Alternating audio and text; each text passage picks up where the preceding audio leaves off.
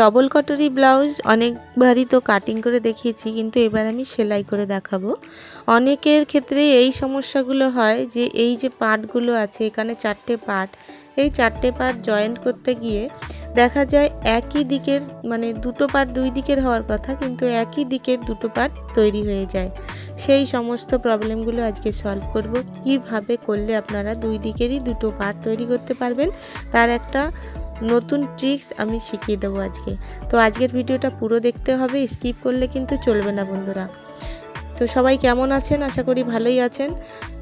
আমিও চলে এসেছি আজকে আরও একটি নতুন ভিডিও নিয়ে। তো ডবল কটরি ব্লাউজ কি করে সেলাই করতে হয় সেটা আজকে ডিটেলসে দেখাচ্ছি। তো এখানে দেখুন 4টে পার্ট কিন্তু আছে। তো প্রথম পার্টটা কিন্তু যেটাকে বলে পটল পার্ট। তো পটল পার্টটাকে দেখুন এইভাবে করে কিন্তু সেলাই করতে হবে, উল্টো দিকে ধরে মুড়ে এইভাবে সেলাই করে দেবেন। এখানটায় যতটা আপনারা পয়েন্ট নেবেন ততটা হাফ ইঞ্চি বা 1 ইঞ্চি করে মুড়ে এইভাবে সেলাইটা বার করতে হবে। এক্ষেত্রে কিন্তু এখানে তো প্রিন্ট করা আছে, সেই জন্য বোঝা যাচ্ছে উল্টো সোজা। যদি প্রিন্ট না থাকে তাহলে সব সময় খেয়াল রাখবেন একটা উপরের দিকে একটা নিচের দিকে থাকবে। যেই রকম এইখানে ধরে দেখাচ্ছি আমি, এখানে দেখুন একটা পার্ট বড় আছে, মানে যেটা সাইডের দিকে থাকে এসের দিকে সেই পার্টটা বড় থাকে, আর যেটা হুক ঘাটের দিকে থাকে সেটা কিন্তু ছোট থাকে। তো একটা ছোট পার্ট উপরে যাবে আর একটা ছোট পার্ট নিচের দিকে আসবে, ঠিক এইভাবে করবেন। এখানে যেহেতু প্রিন্ট করা আছে বলে উল্টো সোজা বোঝা যাচ্ছে, এখানে কোনো অসুবিধা হয় না, কিন্তু যখন একই কালারের থাকে তখন অসুবিধাটা হয়। এবার দেখুন পান পাটটা কোন দিক থেকে ধরবেন, দেখুন উল্টো দিকটা কিন্তু বাইরের দিকে, ভেতরের দিকে কিন্তু সোজা দিকটা। এবার যে চওড়া পাটটা ছিল সেই চওড়া পাটটা কোন পাটের দিকে যাবে, যেই দিকে এই দেখুন ছোট পাট বড় পাট, যে বড় পাটটা ছিল সেই বড় পাটটা যাবে পান পাটের কোন মতন করা যেটা সেই দিকে, আর ছোট পাটটা যাবে যেই দিকে চওড়া আছে মানে হুক গাটের সাইডের দিকে। তো এইখানটায় এইভাবে ধরে কিন্তু সেলাই দিয়ে দেব। এই ক্ষেত্রে যদি না বুঝতে পারেন আরও একটা ট্রিক্স আপনাদের আমি বলে দিচ্ছি। একটা পার্ট নিচের দিকে যাচ্ছে আর একটা পার্ট ওপরের দিকে আসছে। কীরকম দেখুন, একটা পটল পার্ট আমি উপরে ফিটিং করেছি, এবার দেখুন আর একটা পটল পার্ট কিন্তু নিচের দিকে ফিটিং হচ্ছে। যদি এই ধরনের সেলাই করতে গিয়ে হয় তাহলেই বুঝবেন কিন্তু ঠিক সেলাই করছেন। আর যদি দেখেন যে পটল পার্ট দুটোই ওপরের দিকে আসছে বা পান পাট দুটোই ওপরের দিকে আসছে, সেক্ষেত্রে কিন্তু মনে করবেন ভুল করেছেন। এবার দেখুন এটা কিন্তু ঠিকঠাক তৈরি হয়ে গেছে। তো যাই হোক, এবার এখানে মুড়ে এইভাবে সেলাই দিয়ে দেব। তো মুড়েও সেলাই দিয়ে দিলাম, ডবল সেলাইও হয়ে গেল। তো দেখতেই পাচ্ছেন দুই দিকের দুটো পার্ট কিন্তু তৈরি হয়ে গেছে।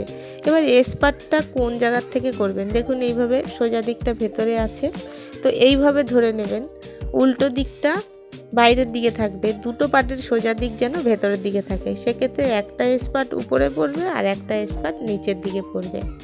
সেলাই করার সময়ই বুঝতে পারবেন। তো এখানে দেখুন স্পার্টটাকে খুব সুন্দরভাবে কিন্তু বসিয়ে করতে হয়। আর যখন এই উপরের দিকে স্পার্টটা ফিটিং করবেন তখন খুব সাবধানে করবেন, কারণ এই পার্টটা কিন্তু বেড়ে যায়। সেলাই করার সময় উপরের পার্টটা মানে স্পার্টটা বেড়ে যাবে, আর নিচে যখন স্পার্টটা রেখে সেলাই করবেন তখন কিন্তু স্পার্টটা অতটা বাড়ে না, ঠিকঠাক থাকে। তো স্পার্ট যখন উপরে ধরবেন তখন স্পার্টটাকে হালকা হাতে ধরবেন, খুব বেশি টানাটানি করলে কিন্তু স্পার্ট বড় হয়ে যাবে। তো এরপরে দেখুন আমি মুড়ে আবার সেলাই দিয়ে দিলাম, ডবল সেলাই। এবার দেখুন পাটটা কিভাবে বসেছে, 3টে পাট কিন্তু জয়েন্ট হয়ে গেল অলরেডি। তো এই ধরনের ট্রিক্স খাটিয়ে যদি সেলাই করেন তাহলে ডবল কটরি কাট ব্লাউজ ফিটিং করতে মানে পার্টগুলো ফিটিং করতে কোনো অসুবিধা হবে না। এবার ভি পার্টটা অনেক সময় ভাবেন কোন দিক থেকে ধরবো, তো একটা দেখুন টেরা আছে একটা সোজা আছে, এখানে হয়তো বোঝা যাচ্ছে না, আমি এই দিকে করে দেখাচ্ছি। দেখুন এই যে সাইডের দিকে যেটা থাকে কোমরের দিকে সেই দিকটা কিন্তু বেঁকা থাকে, আর যেটা হুক ঘাটের পাটের লাগবে সেটা একটু সোজা থাকে কাটিং। তো এবার দেখুন একটা পাট নিচে একটা পাট উপরে কিন্তু করে দিলাম, তাহলেই উল্টো সোজাটা ঠিক থাকবে। আর এই রকম যদি সেলাই করতে করতে হয় যে একটা পাট উপরে যাচ্ছে একটা পাট নিচে আসছে, তাহলেই বুঝতে পারবেন আপনি ঠিক সেলাই করছেন। এই ট্রিক্সগুলো কিন্তু জানা থাকলে ডবল কটরি ব্লাউজ সেলাই করতে কোনো অসুবিধা হয় না। আমার স্টুডেন্টদের কিন্তু আমি এইভাবেই সবসময় শেখাই, তা ওদের মনে রাখতে সুবিধা হয়। এইভাবে যদি আপনাদের মানে যার কাছে শিখছেন তারাও যদি এইভাবে সেলাই শেখায়, তাহলে আপনাদেরও ভুল হওয়ার কোনো চান্সই থাকবে না। তো এবার জয়েন্ট করে নিয়ে ভিপারটাকে ডবল সেলাই এখানে ডবল চাপ দিয়ে দিলাম। দেখুন দুই দিকেরই কিন্তু দুটো পার্ট সুন্দরভাবে তৈরি হয়ে গেছে। এবার এইখানের জয়েন্ট দুটোকে খেয়াল রাখবেন, ঠিক না থাকলে আবার কিন্তু সেলাই দিয়ে জয়েন্টগুলোকে সেম রাখার চেষ্টা করবেন। এবার এই জায়গাটায় অনেক সময় ভুল হয় অনেকের। কি ভুলটা হয়, কোন দিকে ঘাট পাট হবে, কোন দিকে হুক পাট হবে। এবার এই নিজের দিকে করে পার্ট দুটোকে রাখবেন। এবার এইভাবে টেনে যদি একটু কাঁধের দিকে ধরেন তাহলেই বুঝতে পারবেন এটা রাইট সাইড, এটা লেফট সাইড, এটা রাইট আর একটা লেফট হয়ে গেল। তো সব সময় মাথায় রাখতে হবে যেটা লেফট সাইড সেই সাইডে কিন্তু ঘাটপট্টি হয়, আর যেটা রাইট সাইড আছে সেই রাইট সাইডের দিকে কিন্তু হুকপট্টি হবে, এটা মাথায় রাখবেন। তো রাইট সাইডটা সব সময় আমরা কিন্তু সোজা করে পট্টি লাগাবো। এবার পট্টিটা কতটা নেবেন, লেফট সাইডের জন্যে মানে হুক ঘাটের পট্টির জন্য 3.5 ইঞ্চি নিলাম, আর এটা হচ্ছে হুক পট্টি, হুক পট্টির জন্য এখানে আমি 3 ইঞ্চি নিয়ে নিলাম। দেখুন এটা 3.5 ইঞ্চি আর এটা 3 ইঞ্চি, একটু কম হবে হুক পট্টির জন্যে। এবার এটাকে সোজা করে ভাঁজ করে দিলাম। আর এই যে আমি করলাম এইভাবে আপনারা নাও করতে পারেন, রেডিমেডে কিন্তু এইরকম সেলাই হয় না সচরাচর। এটা যখন মানে অর্ডারি কাজ হয় তখন কিন্তু এইভাবেই আমরা কাজ করি। এবার এই জায়গাটায় একটু খেয়াল করবেন, যখন হুক পট্টিটা লাগাচ্ছি প্রথম যে জয়েন্টটা পড়বে সেখানে একটু ছোট্ট করে একটা কুচি দিয়ে দেবেন, তাহলে দেখবেন এই হুক পট্টিটা আর টান পড়বে না। আমার স্টুডেন্টদের সবসময় এই প্রবলেম হয় বা হতো, ওরা কিন্তু বলতো এইখানটায় এই মানে যখন হেম সেলাই করি তখন টান পড়ে কুঁচকে যায়, কিন্তু এই সমস্যাগুলো হয় না। আমি ওদেরকে বলে দিয়েছি যে এইভাবে এখান থেকে কুচিটা দিলে এই যে কাপড়টা একটু বেড়ে গেল, তার মানে এখানে যখন মানে ঘুরে বেড়ে যায় তখন ওই কাপড়টাও বেড়ে যায়। এবার ঘাটপট্টিটা বলে দিই, ঘাটপট্টিটা কীভাবে করবেন। দেখুন মেইন পার্টটাকে আমি উল্টো করে রেখে দিয়েছি, আর যেটা পট্টি সেটাকে কিন্তু দেখুন সোজা সাইডটা ভেতরের দিকে দিয়েছি, মানে মেইন পার্টটাকে উল্টো দিকভাবে বসিয়ে আর পট্টিটাকে সোজা মানে সোজা পাটটা ভেতরের দিকে বসিয়ে এইভাবে যখন সেলাই করবেন পট্টিটাকে একটু টান রেখে সেলাই করবেন। এইভাবে দেখুন আমি জয়েন্ট করেছি। এবার এদিকে ঘুরিয়ে নিয়ে ভাঁজ করে দিয়ে এক ভাঁজ করলাম, আবার ডবল ভাঁজ করে সেলাইটাকে যে জয়েন্টটাকে কভার করতে হবে, জয়েন্টটাকে এইভাবে কভার করে দিলাম, দিয়ে একদম গা ঘেঁষে সেলাইটা দেব, মানে যেন সেলাইটা নিচে না পড়ে যায় আর যেন কাপড়ের দিকে বেশি না চলে যায়। তারপরে আবার একটা ডবল চাপ সেলাই দিয়ে দেব। দেখুন কত সুন্দরভাবে কিন্তু হুকপট্টি ঘাটপট্টি বসিয়ে দিলাম। তো এই কিছু কিছু টিপস আছে যেগুলো যদি ভালো করে খেয়াল করে শোনেন বা দেখেন আপনারা, তাহলে কিন্তু আপনাদের কখনোই অসুবিধা হবে না যে কিভাবে ঘাটপট্টি কোন দিকে লাগাবো আর হুকপট্টি কোন দিকে লাগাবো। এবার দেখুন এখানে গলাটা দেখে নিতে হবে, যখন আমরা নাকি গলায় আমরা পাইপিন বসাবো বা পট্টি বসান যাই বসান না কেন, সেই সময় মেপে তার আগে মেপে নিতে হবে গলা আমাদের কতটা লাগবে। তো এখানে দেখুন 7 ইঞ্চি হচ্ছে, আমার চাই 7.5 ইঞ্চি। তো সেখানে কি করব, এখানে 1/2 ইঞ্চি কাটিং করে দেবো। পান পাটটা এদিক থেকে সরু হলে কোনো অসুবিধা নেই, গলাটাকে মেইন ফোকাস করতে হবে এই জায়গাটায়। গলা ছোট হয়ে গেলে আবার উপরের দিকে চড়ে বসবে, তখন কাস্টমার কিন্তু আবার এটাকে খুলিয়ে করাবে। তো সেক্ষেত্রে আমরা যদি মেপে ঝুপে কাজ করি তাহলে কিন্তু কোনো অসুবিধা হয় না। অর্ডারি কাজে সবসময় বারবার মেপে ঝুপে কাজ করার চেষ্টা করবেন। এবার এখানে পাইপিং লাগাতে হবে। তো এটার পাইপিং লাগাবো তার আগে আমি ব্যাক পার্টটার আমি নেক কাটিংটা দেখিয়ে দিচ্ছি। আমি এই জন্য কাটিং করিনি আগে, যেহেতু আপনাদের মেশিনের উপরেই আমি ভিডিওর মধ্যে দেখিয়ে দেবো কাটিং, সেই জন্য আমি যখন কাটিং করেছিলাম ব্লাউজটা আমি নেকটা কাটিং করে নিই।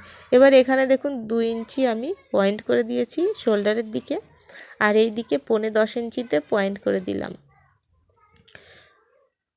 10.5 ইঞ্চি। এবার এই দিক থেকেও 10.5 ইঞ্চিতে পয়েন্ট করলাম।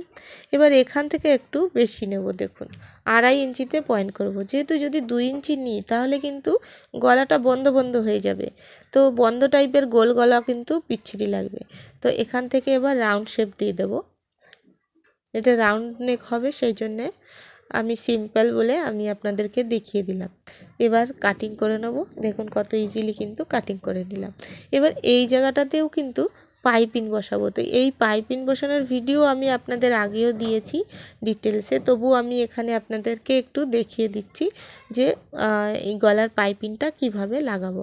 তো এখানে দেখুন পাইপিং যখন লাগাবেন তখন কিন্তু টেরাপট্টি নিয়ে নেবেন, মানে ওরফ কাপড় নিয়ে নেবেন। 1.25 ইঞ্চি চড়া নিয়েছি, সাইডে মুড়ে দিয়েছি, মুড়ে সেলাই দিয়ে নিয়েছি আগে পট্টিটাকে।